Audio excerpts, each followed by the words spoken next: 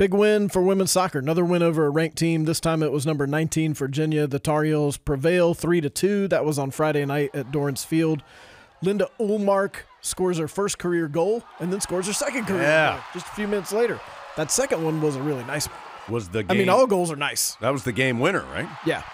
Also, Tar Heels got a goal from Kate Fossey. Yeah, just a normal day. Kate Fossey scoring a goal. Ho-hum. She scored in 4 of Carolina's last 5 matches. It was the first game back for Maddie Darlene, who had an assist. Even a soccer neophyte like me, Jones, could tell that Maddie Darlene makes a difference. Really? Like, the Carolina offense looks better and generates more opportunities when she's out there. She's just That's out my there analysis. directing traffic with the ball, doing a good job. Well, one of the goals was like she and Kate Fossey had this. They just had this connection, and it ended up in a great opportunity. I think that was one of Ullmark's goals eventually, but she makes the Tar Heel offense better, so that's a plus. The Carolina defense also playing well. Virginia had been averaging 17 shots a game. They got 5, and 7.6 shots on goal per game. They got 2. All Carolina opponents have had 5 shots on goal or fewer. It's pretty good. Carolina now 11-1 overall, 4-0 in the league. They've moved up to number 4 in the country, and they're back at home on Thursday against Louisville at 7 o'clock. Men's soccer also got an ACC win over Cal. Yeah. The Bears took a 1-0 lead, but then Carolina got 2 goals, one from Parker O'Farrell and one from Ahmad Al-Kwak. That goal was bananas. Okay, you said that it was really good. Like Adam and I were corresponding about this, and you said it was really good. I have heard other people. I haven't seen it. What happened? He was on the right side. He was outside the box. He somehow crossed it over the entire half the field into the upper left corner of the net. So impressive. You should. I'm sure Bob Ellis will put in that clip if you're watching this on YouTube or somewhere on video. That was a great goal. I will also go, as soon as we are done, I'm going to go find it and watch it. That was in the 80th minute, and that was the game winner. In my opinion, if it had been a basketball shot, it would have been like a half-court jumper. The equivalent of something like that. Yeah, it was from distance. Okay.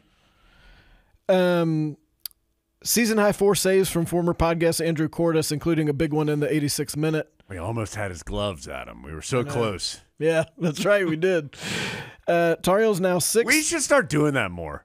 Where it's asking people for stuff? No, where if we have a guest and be like, if this happens, won't you give us this? It's a win-win because we get it, and you've done something that you've worked really hard for, and then we just get something for free. And then you give us something that commemorates what you did. But we get to look at it and be like, I remember when Andrew Cordes was so great in goal. There's his gloves. Now, if this doesn't happen, we don't give you anything. Oh, yeah. This is the agreement that we're making. Yeah. What's wrong with this? It's a legally binding contract. Yeah. It's like, we're essentially handling NIL at UNLV. Like, I'm just saying this to you, so now it is fact. Except when Andrew Cordes was in here, was like, I'll give you my gloves. I was like, that sounds great. Sign this paper. The Tar Heels 6-0-3 overall, 3-0 in the league. That's the overall start is the best start since 2015. Carolina's up to number 3 nationally, and they go to Clemson on Friday. Ooh, that'll be tough. Clemson's solid. Tar Heel volleyball, also solid. 2 wins this weekend. They swept Syracuse on Friday night. Syracuse had been 12-0. Now, I think there's some question about how good they are, but I know they had played 12 times and won all 12 of them. Team high in digs that night for Zoe Barrett. Yeah. Zoe said, you know what? I was on the pod earlier today, and I feel like I need to dig this ball multiple times to help my team win. Boom. It happens. Also helped Carolina win on Sunday. The Tar Heels beat Boston College 3-1.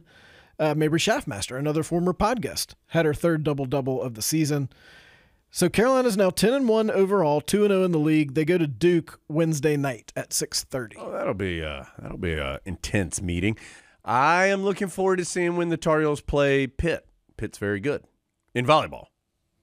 Yes. Probably. You can see the Tar Heels play Pitt this weekend. Yeah, that's Kenan in Stadium. football. Adam. I'm talking about. I'm looking forward to that too. But we are specifically talking about volleyball. The way the volleyball schedule is set up, it's almost like a basketball schedule and how back heavy it is. Carolina's got a chance to get some wins here in the first part of the league. And remember, no tournament in volleyball. You just play everybody twice. Well, they probably can't do that anymore. No, come on. Yeah, it's not a 500-game regular season, Jones. Cross country, we have a Nutty Comb champion. Yeah, we do. And it's Parker Wolf. Yeah. And not only did he win the Nutty Comb up in Wisconsin, as we all know, he set a new course record. Parker Wolf propels the men to best ever finish in this event, 4th place overall. Ethan Strand finished 7th individually. The women's team, which had finished 22nd last year, moved up to 7th this year. Bryn Brown was 10th overall. So great weekend for both cross-country programs. If you'd asked me which state the Nutty Comb Invitational was in, I don't think I would have guessed Wisconsin. But I think I would have gone like somewhere Midwest. See, I was thinking like Vermont or something like that. I think I may go like deep Northeast for that. I don't even know if they're big runners up there or not. I know who is a big runner, Parker Wolf. Yeah, we do know that. He was like, guys, I'm not going to run the first couple. When the Nutty Comb gets here, Yeah. I'm in, and I'm going to win, and I'm going to set a course record. I'm going to show off my kick. Yeah. Cross country off until the Princeton Invitational on October 18th. And just a note, a good weekend for women's tennis. They had the ITA All-American Championships in Cary. Thea Rabman and Tatum Evans, 2 Tar Heels who you're going to get to hear more about this coming year as they try to earn a place in a team that, as we mentioned, is turning over quite a bit. Rabman beat back-to-back opponents ranked in the national top 12. Evans beat 2 opponents in the top 5. That qualifies them for the ITA Individual Championships, which is in Waco in November.